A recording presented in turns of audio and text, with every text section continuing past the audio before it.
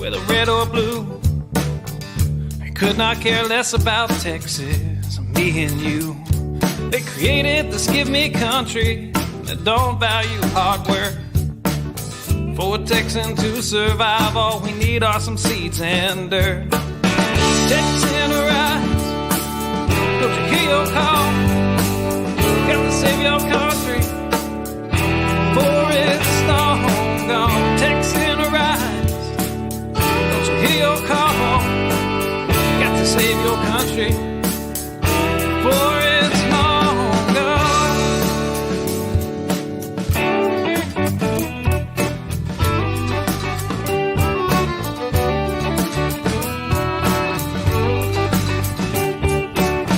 We believe in family and we value our community. Gladly lend a helping hand to a neighbor in need. And we don't believe that government should provide for all of society's needs. No, it's the pride of a Texan to give to others voluntarily. Texan rise, don't you hear your call? Gotta save your country, for it's long gone.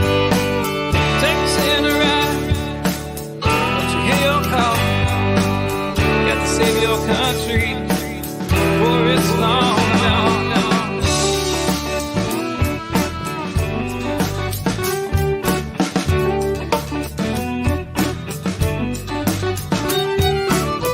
They like our tax dollars and they love our natural resources. They don't want to see us driving trucks, they'd rather see us riding horses. And now they want to ban our guns, you know, especially the ones that look scary. But may I remind you of the Gonzales Cannon and the Alamo heroes we buried. Texan rise, don't you hear your call?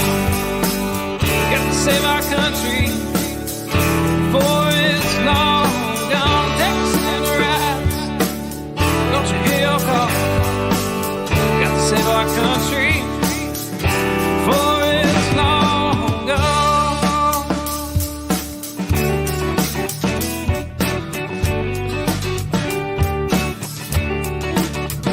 This last verse is straight from the Texas Constitution, Article 1, Section 1 and 2. Look it up.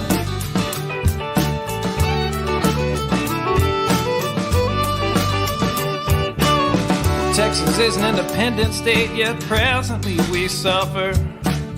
We no longer possess the right to locally self-govern. And now it's time as a people in which all political power is inherent. And in such manner we find expedient, we reform or abolish our government. I said, Texan rise, don't you hear your call? Got to save your country, for it's long gone. Texan rise, don't you hear your call? Got to save your country, for it's long gone.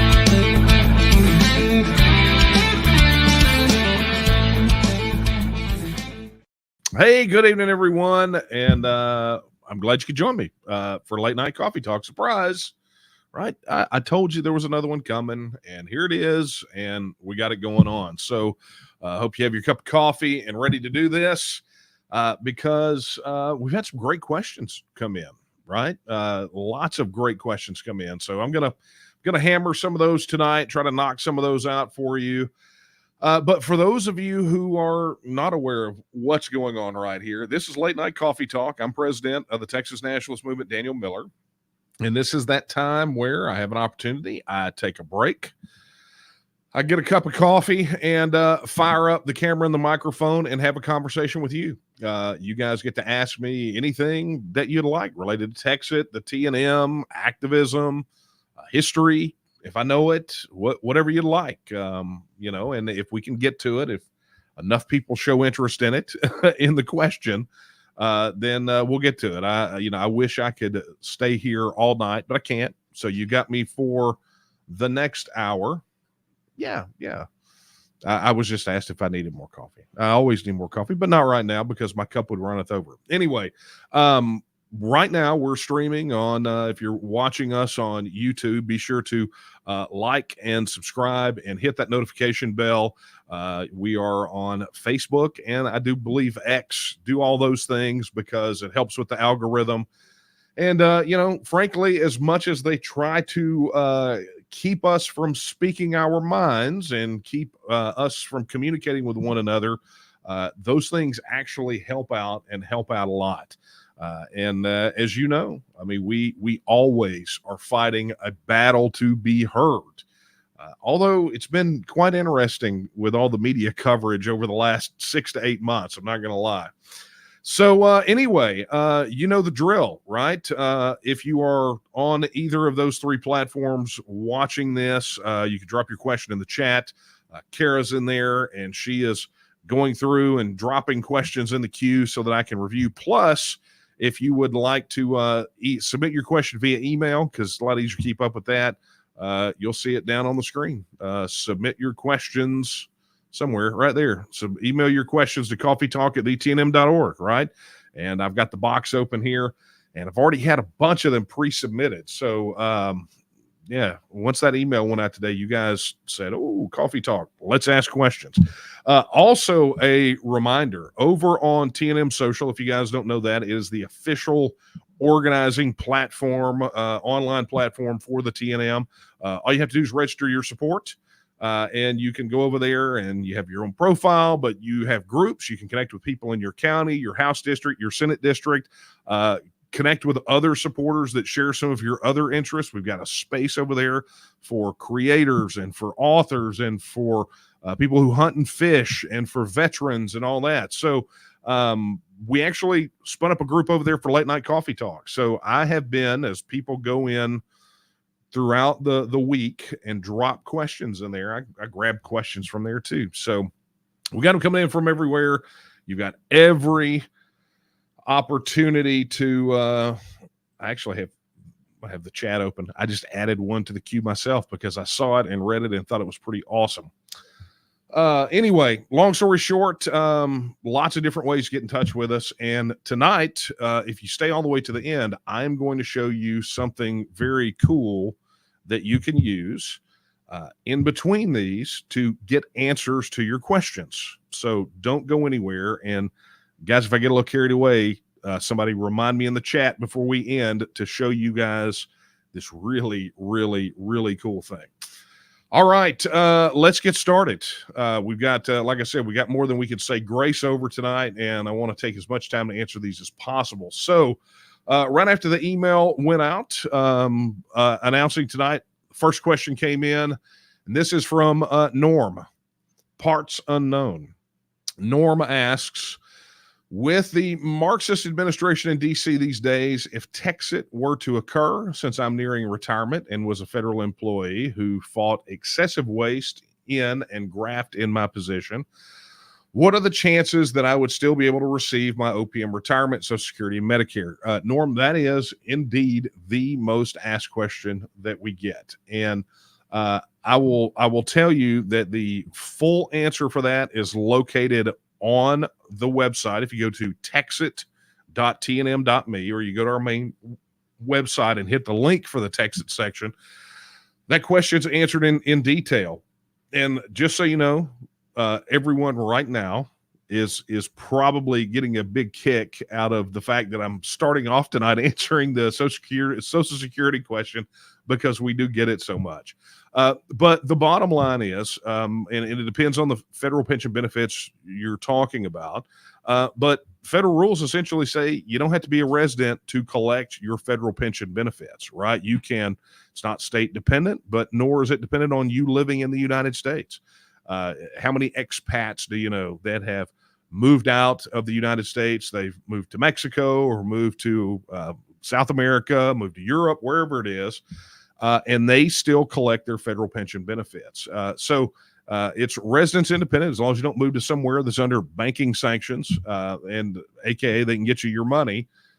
It's there, and you can actually find out more. There's a fact sheet about it on the Social Security Administration website, and you can find one if you have VA pension or veteran pension benefits or military pension benefits.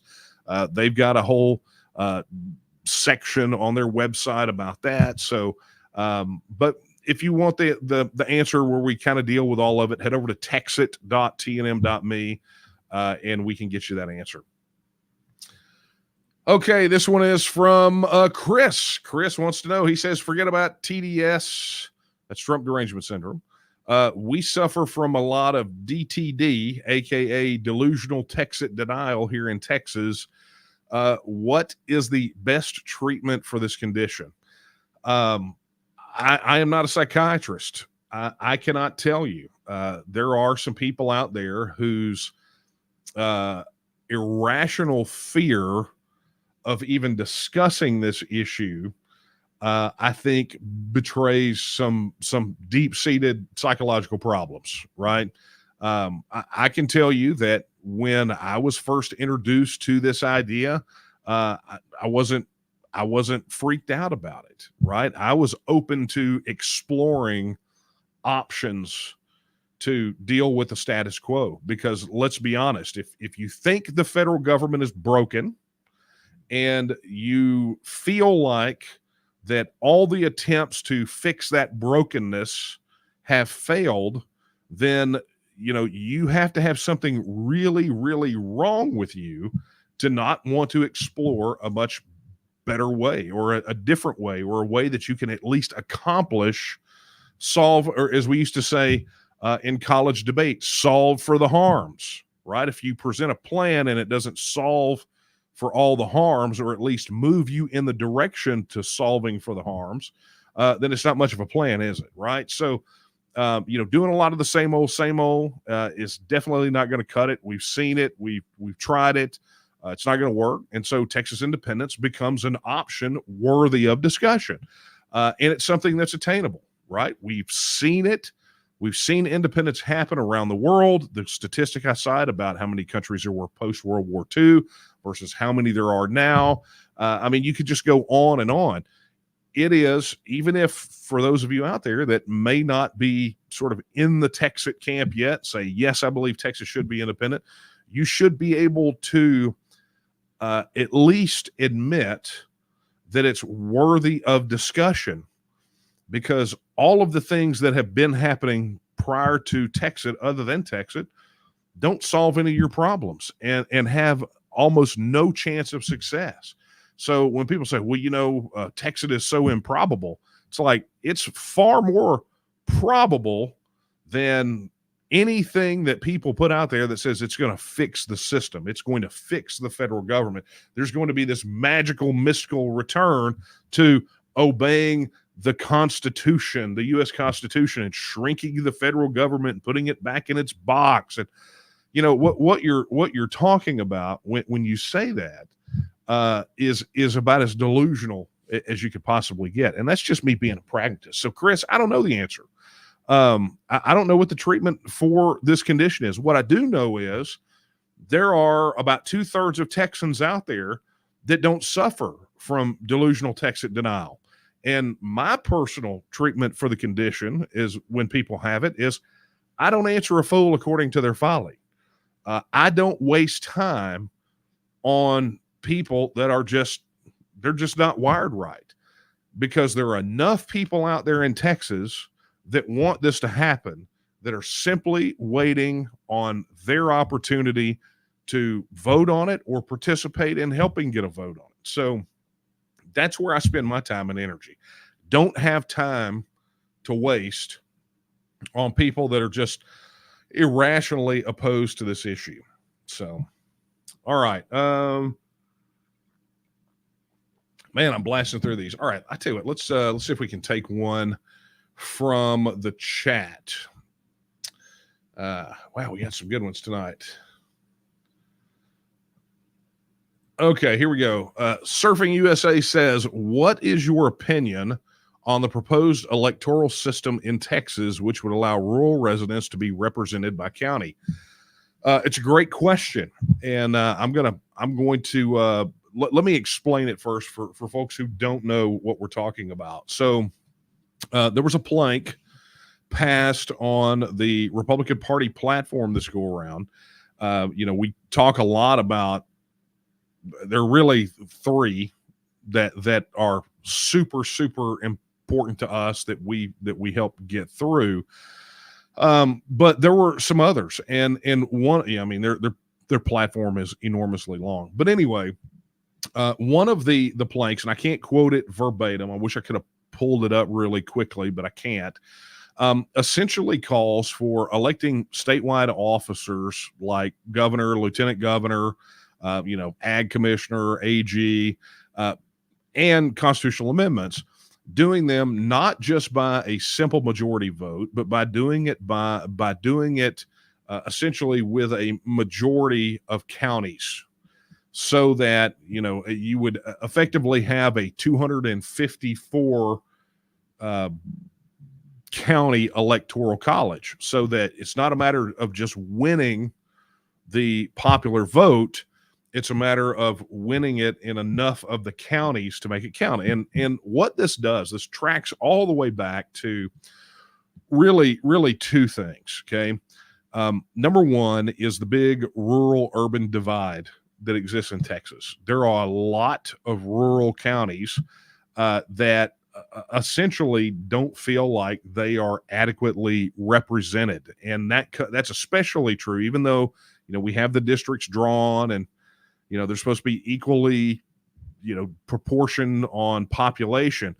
When it comes to things like constitutional amendments or statewide elected offices, those things are straight majority vote, right? And so the rural counties are feeling a little left behind. And that gets down to the second reason that this is a thing.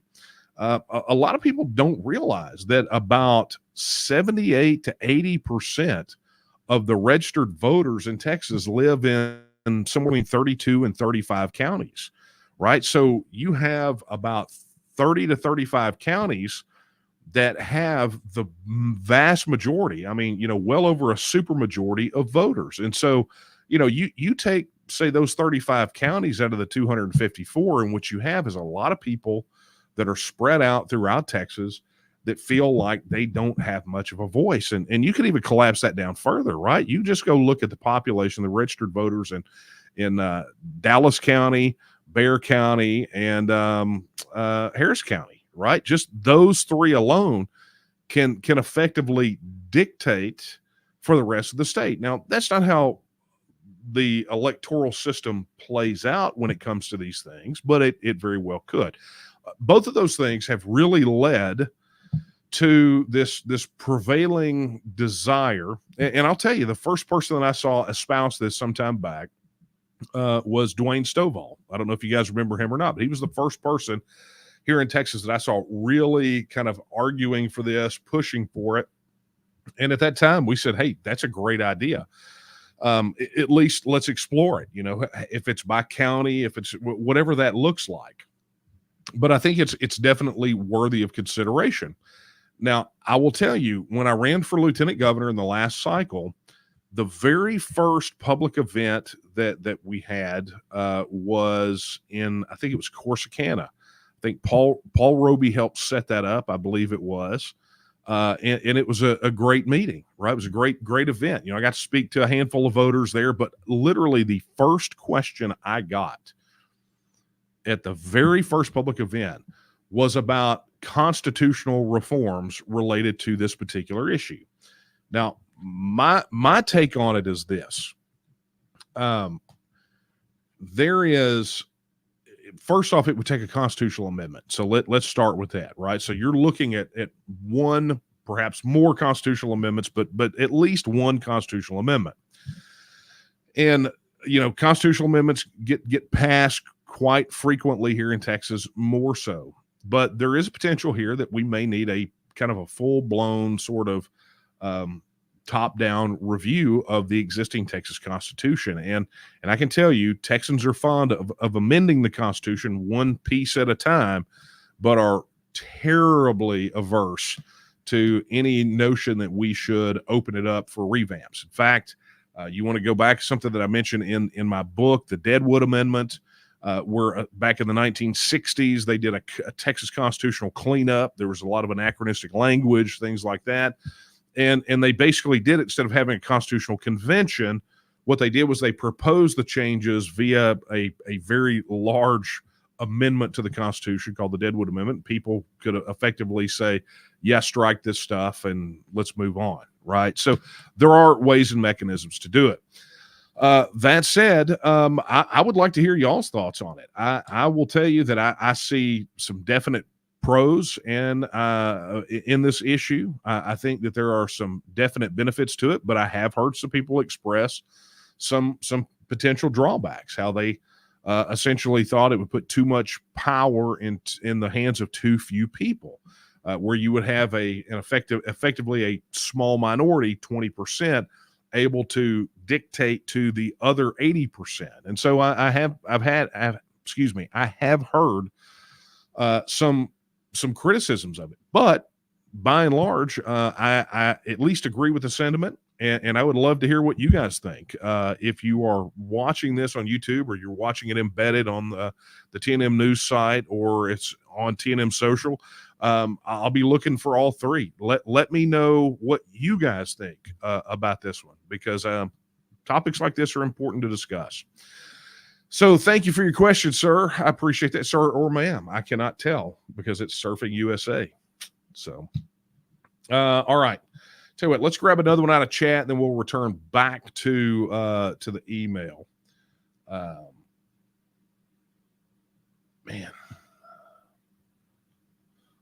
Okay, this is going to be a quick one.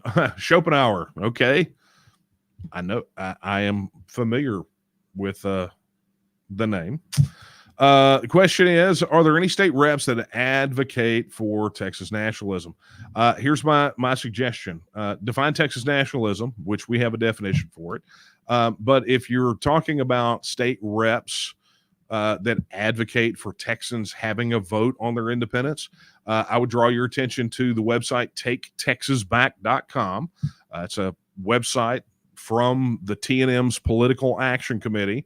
And it consists of candidates and office holders that have signed what is called the Texas First Pledge, where they have pledged to uphold Article 1, Sections 1 and 2 of the Texas Constitution, and have pledged to do everything in their power to give Texans a vote on independence. And I would say that would be a good starting place for you right there.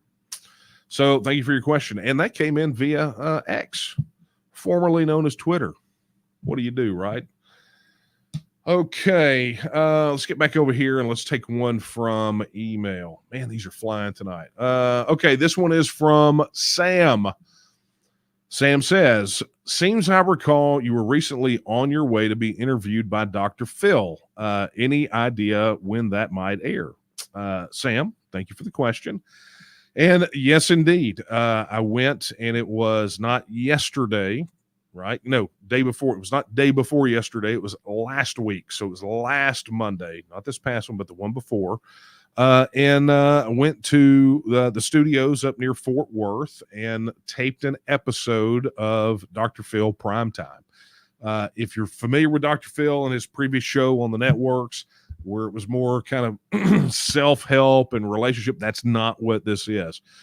Dr. Phil McGraw, you guys know who I'm talking about. He has launched his own TV network, so to speak, his own channel with his own programming, his own show. He's brought it all in-house called Merritt Street Media.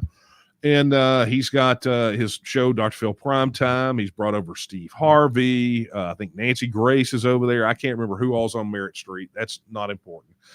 But yes, we went and filmed an episode specifically about states leaving the Union. And Dan Golvach, which if you guys don't know who Dan is, Dan, I'll play his video, but Dan lost his son to an illegal immigrant several years ago.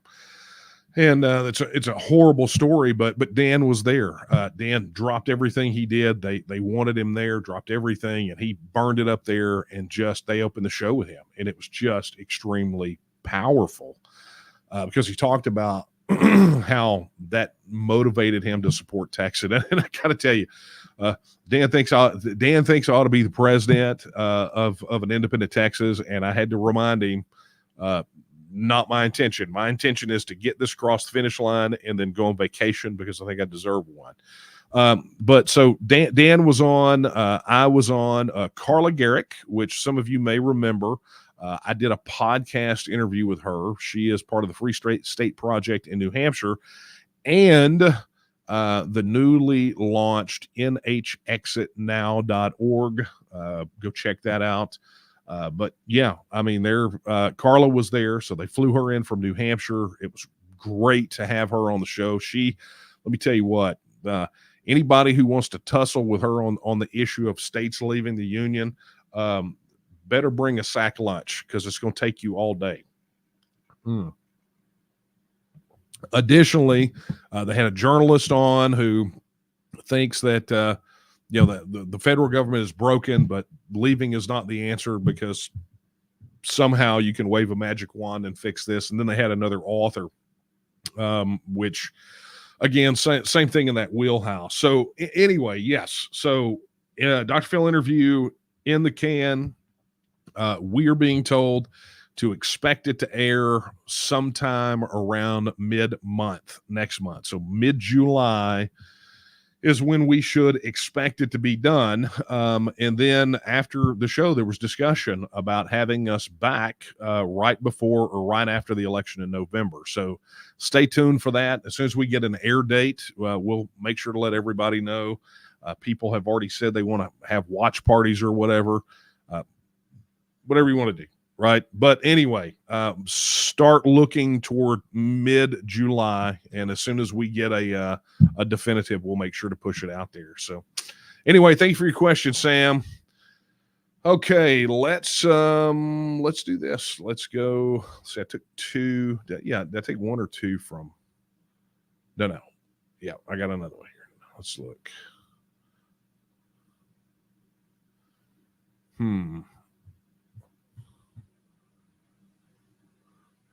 Someone asked, does this provide live captioning? If it does, it's a YouTube feature I think you can turn on. And as long as it does not have a problem with my accent, then, which it sometimes does. Trust me, I've looked at the auto-generated transcripts from these videos, and it is very clear that it does not know the Texas accent very well. Okay. Wow, some good ones. Okay, let's dovetail right into that last one. Laura asks, Daniel, who do you think would be a great first president of Texas after we leave the union? That is a great question. I don't know the answer to that. I do know this from my observations, and I'll tell you, this is why it factors a lot into when I say that when my job is to get this thing across the finish line, but beyond that, I have no leadership aspirations whatsoever. A lot of that comes from historically looking at independence movements that have made it across the finish line.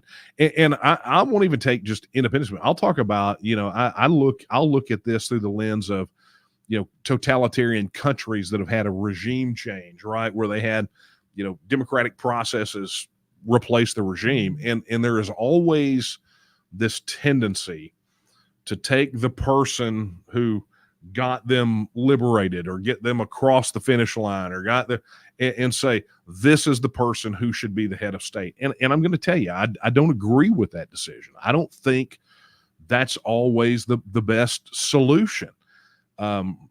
As a rule of thumb, revolutionaries don't make good bureaucrats, right? And it takes a different mindset.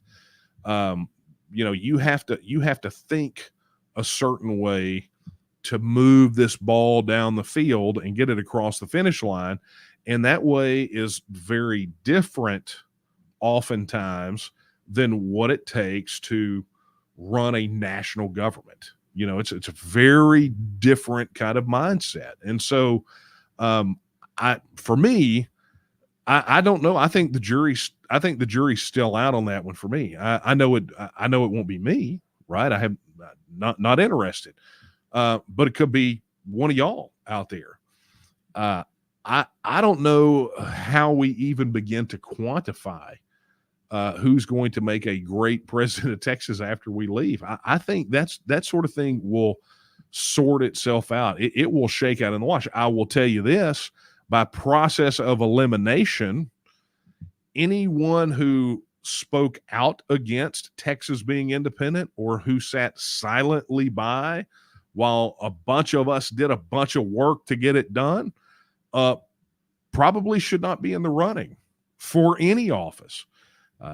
Again, I believe that's been the tragic mistake for Brexit, has been leaving anti-Brexit people in charge of anything in the British government. And, you know, you get what you got right now, which is dysfunction, not a true Brexit.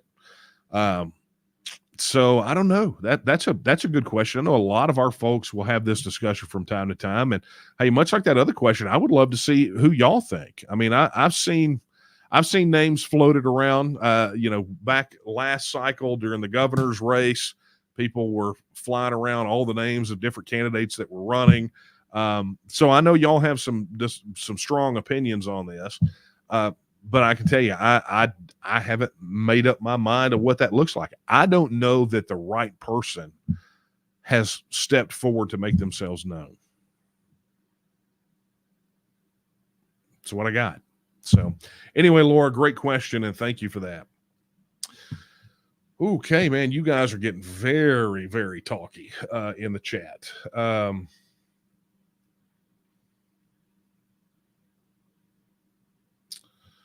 Okay. Well, this dovetails in. So General Grant, interesting screen name for being on the old TEXIT broadcast tonight. But how would an independent Texas elect a leader? However, the Constitution says that we do it, right? You got to understand that the doctrine here is things are as they are until they change, right? In other words, the law is the law until the law is changed. You don't want vacuums. And so that's why I tell people a lot of times when you have the TEXIT vote, the vote and winning the vote is not TEXIT. The vote is part of the process of TEXITing, which is the process. TEXIT is the entire process that leads us to our goal, which is independence. And that's political, cultural, and economic independence. Okay. Sounds like I need to hold a class on Texas Nationalism 101. But that said, things are as they are until they change, right? So we will continue to have elections up until in the way that we're having them now, up until the time that the law is changed. And that will happen post-TEXIT, right? So we have the TEXIT vote. So let me rephrase. That will happen post-TEXIT vote. We're going to have to go in and deal with constitutional issues, statutory issues, international covenants, treaties, and agreements, and the negotiated issues with the federal government. And how that is chosen, if we're going to call them a president and a vice president or whatever we want, we got all the options on the table. But that will all come about as part of constitutional changes that have to be implemented after the TEXIT vote. So if you go look at the text of the Texas Independence Referendum Act and all those things that legislative committee has got to come up with plans for, when you see the constitutional issues, that's what we're talking about. So how would we elect a leader? However we choose to.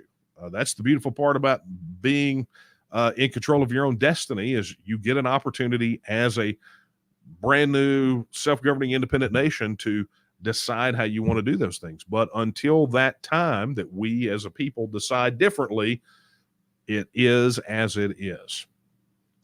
Very good question. So thank you.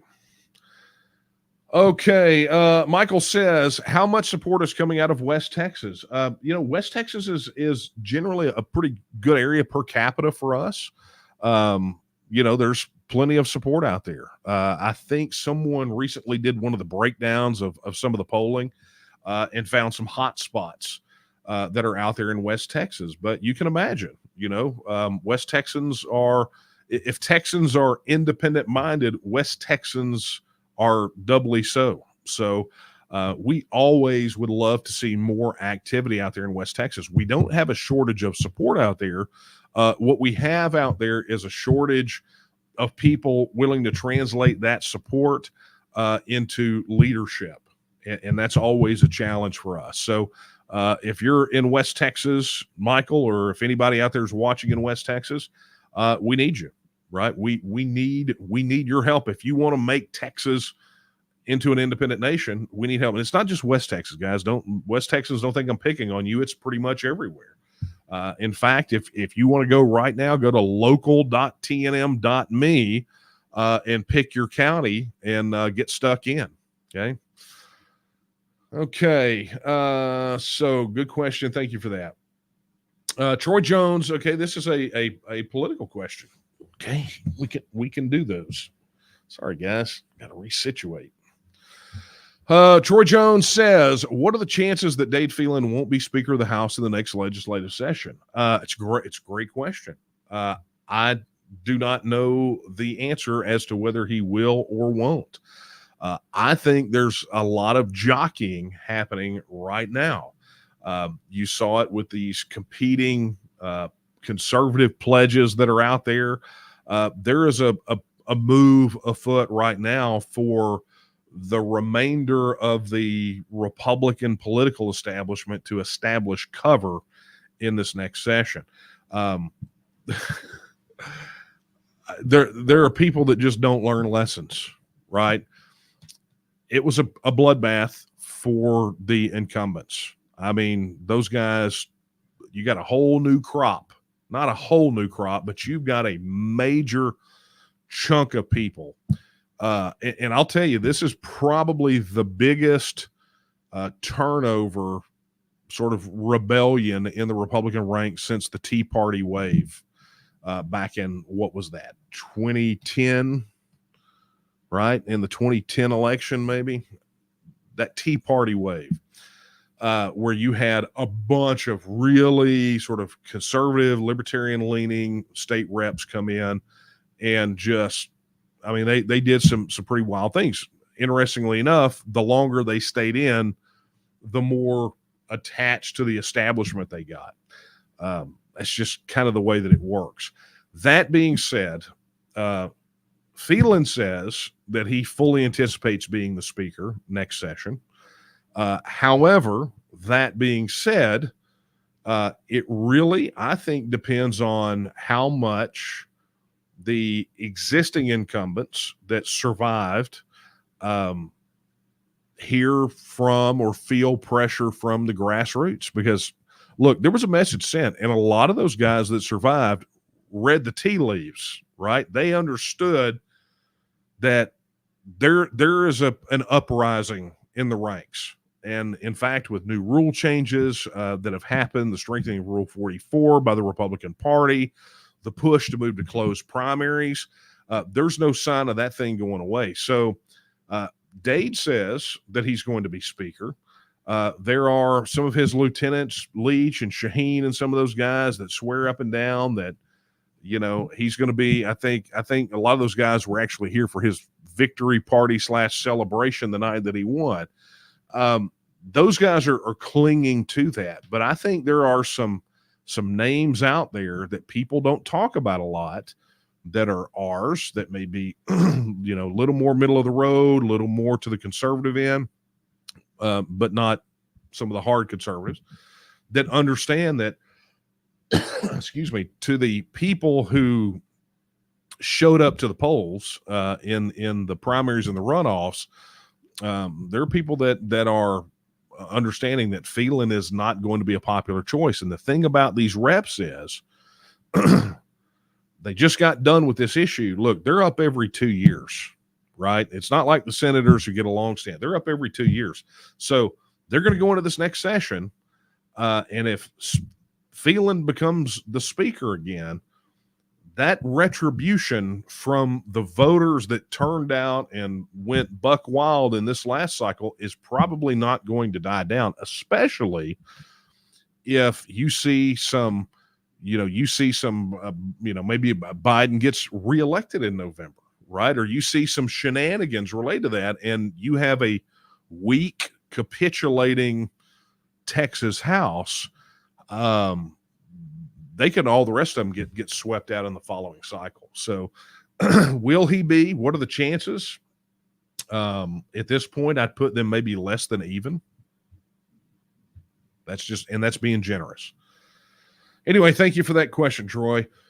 Excuse me. Okay. This is a good one. Actually alluded to this a moment ago. Cree, what do you think about other groups in the United States or other states in the United States seceding as well? Do you support it? 100%. But here's the deal. It's not that I support them seceding. It's that I support their right to have the discussion and have the vote. And if that's what they want to do as a people, then do so.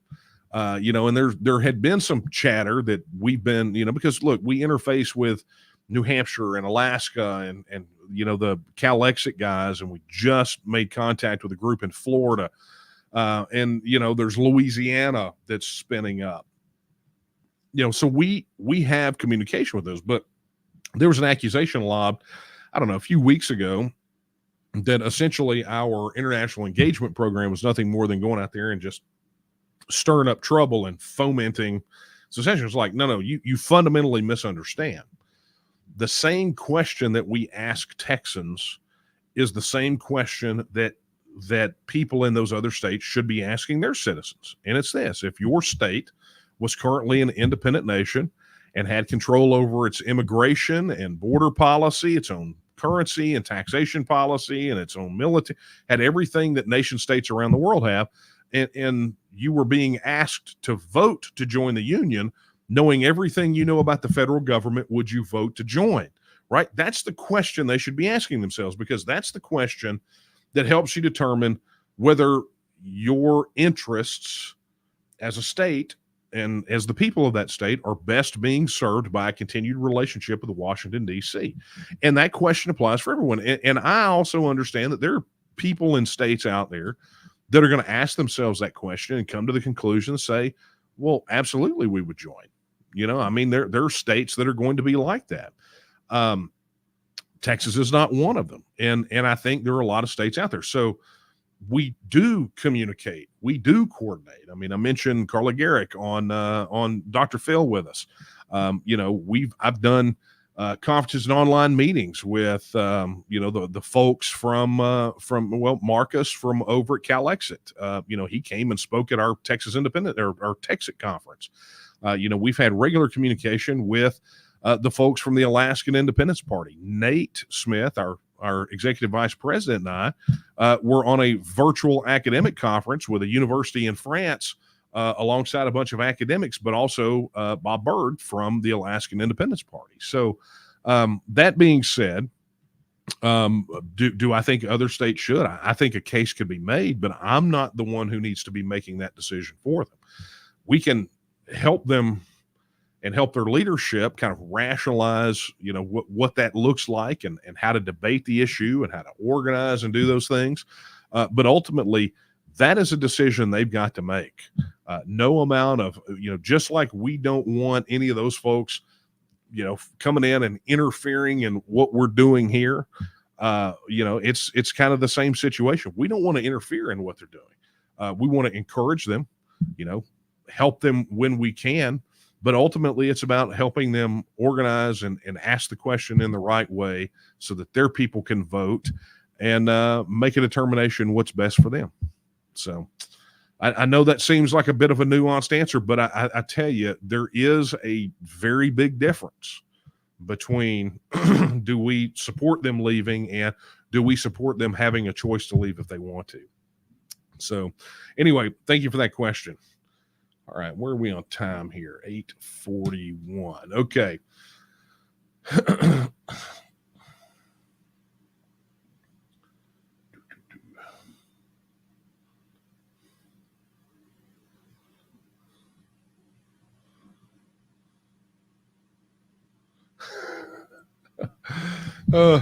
No one here is gonna it's weird. No one, well, occasionally people ask about what's on the back. You guys know who Daphne is, right? Chief of Staff. She wants to see the Texian statue on the desk behind me close up. The answer is no, you cannot. But after this, I will take a picture of it and I will post it on TNM social and I'll send it to you. So, but if you guys don't know what this is somebody, that statue back there. Oh, there it is. That statue back there. And what that is a small representation of the Texian statue at the Texas Flag Park in Montgomery. And Montgomery, birthplace of the Texas flag. It is there is, if you've ever been, there's this massive bronze of that. And so many years ago, the TNM commissioned Craig Campobella, the guy who actually designed the Texian statue and that big one out in Montgomery, to excuse me, commission him to make smaller versions of it and to help us raise funds. And I think that there is perhaps other than this one and the ones that people don't, I think there is one that is available. And these are all, the interesting thing about these statues is they all have the name of a Texas Revolution hero on them. And so that's the cool thing. So they're limited, right? I mean, what we got's what we got. I don't know that Campobella even has the molds for them anymore. So anyway, long story short, I think there's exactly one. And if someone out there would like to make a contribution and get that one, I'm pretty sure that Daphne is your person to talk to. So, but I will take a picture. I'm not going to go get it right now. But nice try.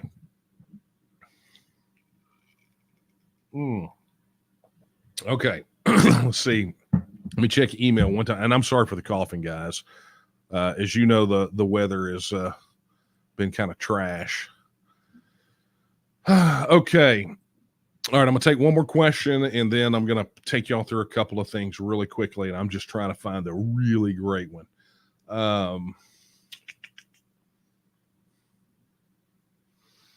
Trying to be balanced where I'm taking them from, right? Actually, I'll take a couple of quick ones. So, Gary, I actually covered this one, so consider it answered. Will the Constitution be changed? Undoubtedly. Okay.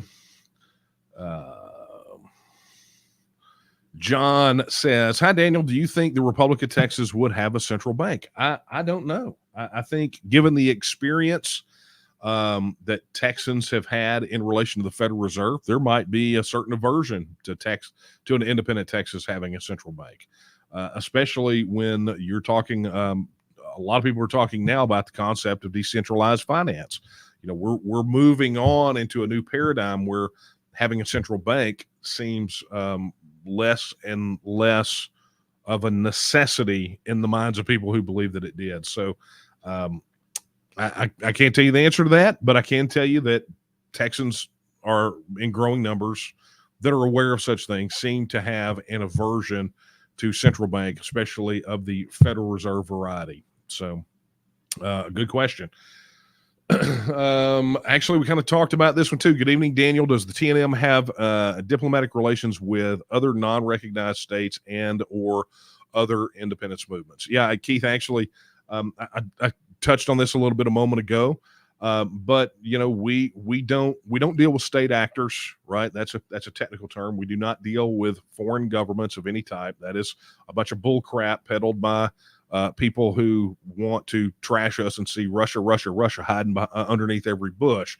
But what we do is we work and communicate with independence movements. With I mentioned several: Cal Exit, New Hampshire Exit, the people in Florida, which is going to be called Flexit, I bet. the Free Louisiana people, the Alaskan Independence Party, we work, communicate with people up in Alberta. The big hullabaloo recently about, when we made the announcement that we were going to start coordinating with the independence movement in the 9 northern Mexican states. The media said we were full of crap until they had to go back and correct themselves, since we literally had their leader on a webinar that we did. That's literally, it's on YouTube, right? If you go look at the live tab on our videos, it's there. It's a webinar called Global Exit. We dealt MSPI, the Sao Paulistas in Brazil. There's, the list goes on and on. But you see, the point here is we deal with independence movements, right? Because that's who we can learn from, and that's who we can help the best. And we all benefit from that exchange of information. And we may have very different views on sort of minute policy issues. We don't deal with Marxists, okay? So get that out of your head. And we don't deal with totalitarians or authoritarians. And, it's just not what we do. But what we can do is we can agree around the core issue of self-determination. Whether a people in a state has a fundamental right to have their own government, to be self-governing. And so that's where the kinship comes in. I said one question. I think I'm 3 deep now. All right. Let me do this because we are running out of time. So I wanted to share this with you guys. I remembered nobody even had to remind me in the chat, although some of you probably are right now. I mentioned earlier that if you didn't get your question answered, there is a good way to be able to make that happen. Okay. And so what I'm going to do is I'm going to show you this. Let's go here. There it is. Look at this. By the way, hopefully you guys are loving the new website design. But for those of you who have not seen it before, this is tnm.me, right? This is the website, and this is where you're going to find all kinds of great things in relation to the TNM. All right, so I'm going to show you something real quick. So just real quick tour so you guys can see it. Everything is much simpler now than it was to find. Always up-to-date count of registered supporters. For those of you out there who still cannot grasp the difference between members and supporters, not worth explaining tonight, but this is our current supporter count. Those are people who have registered their support with the TNM. You can always go see our tally for public events and a running tally of how many volunteers that we have. We've split everything into nice sections. Our process has always been information, organization, and action. Here you can find it. This website is a jump-off point for all of our sub-sites. So you want to go find out more about the TNM and our leadership. If you want your questions answered about TEXIT, this is what I was referring to earlier. You can always go to our news site. This is where we post all the news for the TNM. If you run an organization and you want to book a speaker, you have the ability to do that. And for those of you that are registered supporters, you can go to the TNM Academy. That's all of our online courses that are available on TNM Social. And then, of course, we have our research library. It's you can search it all day, but the information on it is members only. So if you want access to the research library and to those materials, you have to become a member of the TNM. That said, we have all the links over here for how to get organized, right? So our organization part of what we do, the aforementioned TNM Social, which is our primary online organizing tool, which also has this handy mobile app, right? So you want to make sure you download the app for your supporter. You can access all of our meetings and events. This is the thing I mentioned earlier about connecting locally, where you go there, you check out your county. And of course, if you did not get the memo, the TNM is launching a business directory. So if you are a TEXIT pro-independence business owner, be sure to head over there and submit right now. We're taking submissions for the directory, and as soon as we get to the requisite number, we will be launching that directory. So it's imminent. Additionally, if you want to take action, right? If you're like, hey, I got all the information, I know how to get organized, I want to take action. Well, here's what you do. You go to the action. You go register your support if you haven't done it yet. You can become a member, like I mentioned a moment ago, and get those perks. If you wanted to make a donation, you go to our online giving portal where you can manage all of the things related to your donation, or you can come over here and become a volunteer, right? All the way. So everything is very well laid out, and you obviously can get directly to events or to the T&M store where you can get your T&M branded swag. But here's the thing. And this is what I want to leave you with. If you have questions, obviously, if you have a TEXIT question, you can head over to the TEXIT section that I mentioned a moment ago, where you can search and you can find that. But beyond that, if you have a question, if you have a challenge related to the website, you can go to support. If you're media, you can go here, request speaker. Here's your something else. So on the contact page, here's a form. If you have a TEXIT question, you can submit it here. You can go in here and submit your TEXIT question, your question about T&M, and get an answer. And I would encourage you, if you have a question about this outside of our late night coffee talk adventures, head over there and search. Go to the TEXIT section if it's a TEXIT question. Search for the answer there. But if you're stumped, don't hesitate to reach out to us. We're always developing tools and resources and information to help dispel some of the rumors that circulate, or some of the misinformation that gets out there. And I will tell you, a lot of the questions that came in tonight, I could go plug one of those bad boys in and get an answer, Ricky Tech. So you're going to want to do that. And look, I'm sorry, we have an hour-ish together, and I would love to get to all the questions. Unfortunately, there's just not enough time. That said, let me do this. I will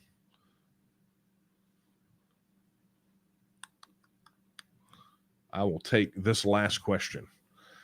Who are the best constitutional scholars that argue for the constitutional case for legal secession? There are a lot. And the reason I took this question that came in at the tail end is I had an interesting conversation today with an academic and a friend who spoke at a TEXIT conference for us back in 2013 or 14. He spoke there. It was at Washington on the Brazos. He is a West Point graduate, got his graduate degree at Oxford, wound up going back to West Point to teach constitutional law, constitutional history. And one of the presentations he gave there was just stunning on exactly the thing you're talking about. He calls me today. We have a call scheduled, and we have a project now as a result of that conversation that is going to scratch the itch for many of you out there who have wanted all of the information from academics on the issues of TEXIT and secession and self-determination, all in one place. So I did that to say, I have plenty. We don't have time to get into all of them, but the T&M is going to work together to get this itch scratched in a very big way. So let's just leave it there, and I will tell you to stay tuned. Okay, folks, that is going to be a wrap for tonight. Let me remind you, as you saw those links earlier on tnm.me, if you are watching this or listening to this, however that may be, and you still have not pledged your support or registered your support for the TNM, head over to tnm.me/vote, or as you saw, you can just go to tnm.me, the main page now, where the form is located.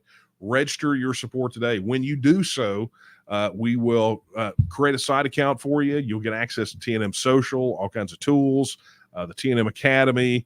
You get all kinds of things. But in addition to that, if you would like to become a member, you can indicate that there when you register your support.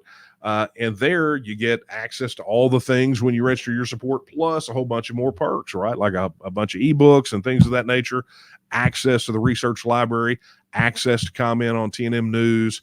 I mean, there's tons of things. Plus, one of the reasons that, let me just go ahead and take this off.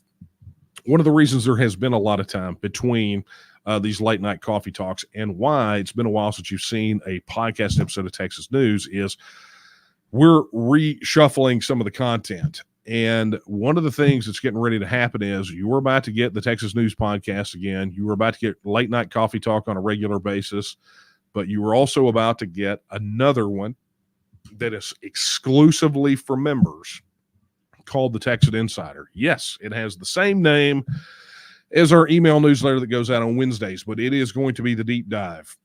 It's going to be the deep dive behind the scenes. It's going to be a lot more relaxed, and we're going to have a mix of guests, deep dives on very specific topics. So, we have a question. Somebody asked something about the military, or, is this going to lead to we'll be able to deep dive on those things. We'll be able to bring in guests to discuss these on a panel, but it's going to be 100% for members of the TNM. So stay tuned for all of those announcements, the return of the Texas News podcast, late night coffee talk on a regular schedule, and the addition of this third members only podcast show, whatever you want to call it. We got a lot. I mean, there's a lot happening, folks. All right. Back to where I was. Let's see here. Yeah. I think we're good. All right, my friends. That, like I said, that is going to be a wrap for late night coffee talk. Man, I did a lot more talk than I did coffee, as you can tell, right?